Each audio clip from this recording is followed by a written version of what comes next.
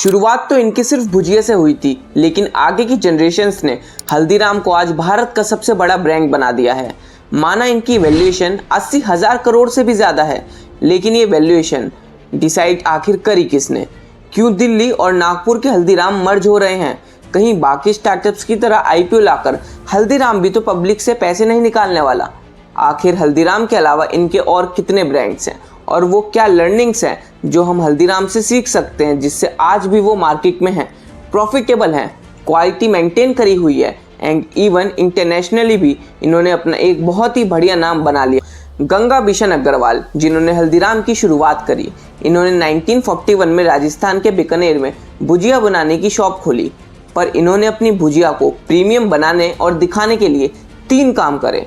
पहला तो इन्होंने अपनी भुजिया को बेसन की जगह मोठ दाल से बनाया ताकि वो क्रिस्पी बने। दूसरा, इन्होंने 2 पैसे वाली भुजिया को मार्केट में 5 पैसे में बेचा ताकि लोगों को प्रीमियम फील आए। और थर्ड, इन्होंने लोगों को भुजिया से इमोशनली कनेक्ट कर एक्चुअली इन्होंने अपनी भुजिया का नाम डोंगर सेव रख दिया और डोंगर राजस्थान बीकानेर के किंग का नाम होता था और ये तब एक इन्फ्लुएंशियल पर्सन थे, जस्ट लाइक बॉलीवुड। तो लोगों को लगा कि एक्चुअली में वो ही कह रहे हैं कि लो भुजिया खा लो। बीकानेर में हल्दीराम का काफ़ी नाम हो गया था। हल्दीराम जी मतलब गंगा बिशन अग्रवाल के 3 बेटे थे, रामेश्वर लाल, मूलचंद और सत्यनारायण। हल्दीराम जी पहले तो रामेश्वर लाल और सत्यनारायण के साथ मिलकर कोलकाता गए और वहाँ पे अपनी दुकान खोली और वो दुकान बहुत बढ़िया चलने लगी। लेकिन वहाँ पे भुजिया की इतनी डिमांड नहीं थी, वहाँ पे बाकी का दूसरा सामान बिक रहा था और मूलचंद की इतनी मेहनत के बाद भी बीकानेर की दुकान में इतना प्रॉफिट नहीं था। पर आखिर उन्होंने अपने पिता की दुकान को संभाला ताकि उनका फैमिली बिजनेस बढ़े, लेकिन उस चीज़ का रिवॉर्ड उन्हें नहीं मिला, जिसकी वजह से मूलचंद ने अपना बिजनेस बीकानेर में और रामेश्वर लाल ने अपना बिजनेस कोलकाता में सेपरेट रखा। साथ ही साथ रामेश्वर लाल ने मूलचंद से रिश्ता भी तोड़ दिया कि भाई तूने बिजनेस में कम मेहनत करी, इसलिए बीकानेर वाली दुकान पीछे रह गई। फिर हल्दीराम जी के पोते और मूलचंद के बेटे शिव किशन अग्रवाल ने नागपुर में दुकान खोली। उन्होंने नागपुर का मार्केट देख के ये समझा कि यहाँ तो लोगों को सिर्फ कुछ ही सामान के बारे में आइडिया है, तो उन्होंने अपनी फेवरेट काजू की बर्फी को लोगों में फ्री में बांटा। जब लोगों को वो पसंद आने लगी तो 3 साल में उनकी सेल 400% बढ़ गई थी। साथ ही साथ वो अलग अलग जगह की स्वीट्स भी लाने लगे और उन्हें ये भी पता चला कि नागपुर में लोगों को साउथ इंडियन खाना ज़्यादा पसंद आ रहा है, तो उन्होंने वो भी स्टार्ट कर दिया। उसके बाद समोसा, कचौरी, छोले भटूरे, एवरीथिंग जो भी आज हम हल्दीराम के मेन्यू में देखते हैं, सब कुछ उन्होंने वहाँ पे बेचा। सिर्फ भुजिया और कुछ नमकीन से शिव किशन अग्रवाल ने हल्दीराम को इतना बड़ा बनाया।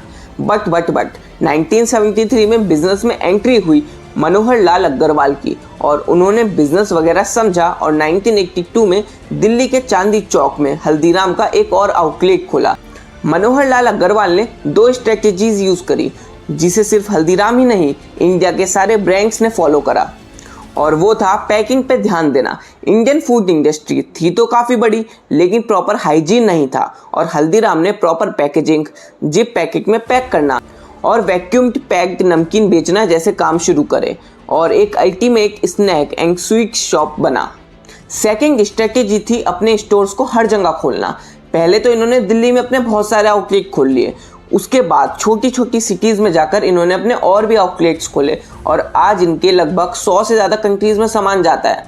हालांकि इनका प्रोडक्ट अच्छा था, पैकेजिंग अच्छी थी, इसलिए इन्होंने अपनी उन दुकानों से पैसा कमाया और वही पैसा इन्होंने अपने बिजनेस में दोबारा इन्वेस्ट कर दिया। अब मूलचंद के सेकंड नंबर वाले बेटे शिवरतन अग्रवाल ने 1986 में नागपुर में दुकान खोली, जिसको आज हम बिका जी के नाम से जानते हैं। यहाँ ये जानना ज़रूरी है कि शिवरतन अग्रवाल और शिव किशन अग्रवाल दोनों भाई हैं। अब देखो, रामेश्वर लाल के बेटे ने कोलकाता वाली दुकान खोली थी, फिर उनका बेटा प्रभु जी उसको संभाल रहा था। लेकिन 1990 के समय में उन्हें पैन इंडिया जाना था, इसलिए हल्दीराम कंपनी के साथ उनकी लीगल बैटल शुरू हुई कि वो हल्दीराम नाम पूरे इंडिया में यूज़ नहीं कर सकते और 2010 में कोर्ट ने भी दिल्ली वाले मेन हल्दीराम का ही साथ दिया और इसलिए ही उन्होंने अपना नाम हल्दीराम भुजिया वाला या फिर प्रभु जी ऐसा कुछ रख लिया। और गंगा बिशन अग्रवाल के थर्ड बेटे का ज़्यादा कुछ पता नहीं, जिनका नाम सत्यनारायण था।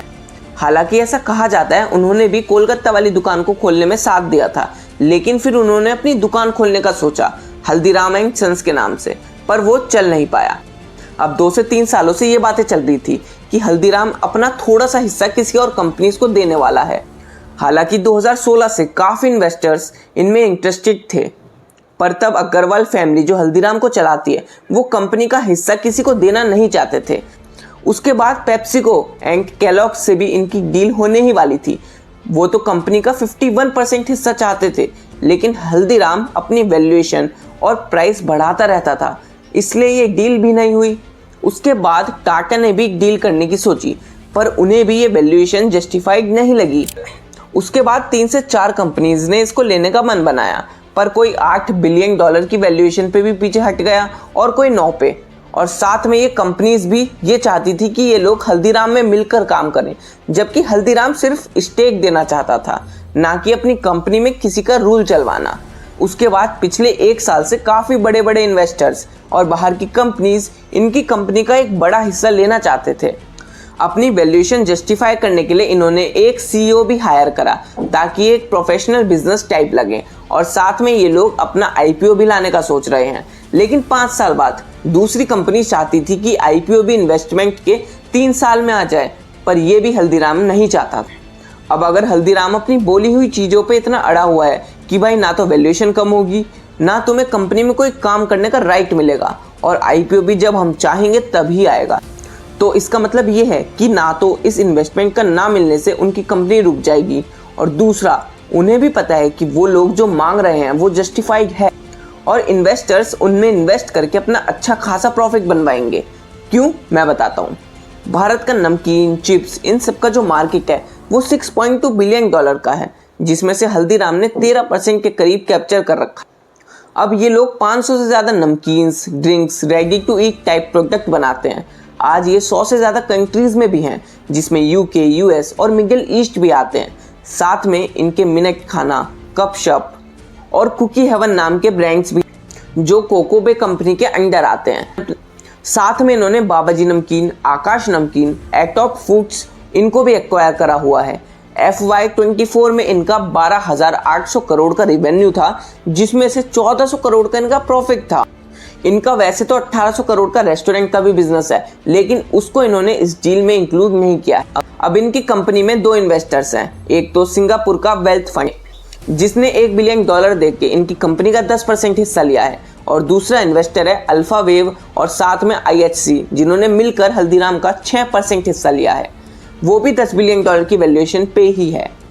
अगर आप देखोगे तो फूड बिजनेस की वैल्यूएशन 7 से 8 गुना नहीं होती, जो कि हल्दीराम की है, और स्नैक्स मार्केट भी 2032 तक जितना है उसका सिर्फ डबल ही होगा। तो देखने में ऐसा लगता है कि इन्वेस्टर्स अपना पैसा रिकवर कैसे करें। अब कंपनीज जो पैसे इन्वेस्ट करती है वो मिनिमम 10 से 15 साल के लिए करती हैं। उस हिसाब से हल्दीराम मिडिल ईस्ट और UAE जैसी जगह पे अपना बिजनेस एक्सपेंड करेगा अपने ग्लोबल इन्वेस्टर्स की मदद से। साथ में हल्दीराम छोटे छोटे ब्रांड्स को एक्वायर करके उनका मार्केट और बड़ा करता है। तो लोगों के हिसाब से तो वो दूसरे ब्रांड्स को खरीद रहे हैं, पर असल में पैसा हल्दीराम ही कमा रहा है। अगर आपने वीडियो यहाँ तक देख लिया तो आपका सब्सक्राइब करना भी बनता है, और कमेंट में ये ज़रूर बताना अगली वीडियो किस टॉपिक पे देखना चाहते हो। मैं फिर मिलूंगा आपसे एक अगली इंटरेस्टिंग वीडियो के साथ।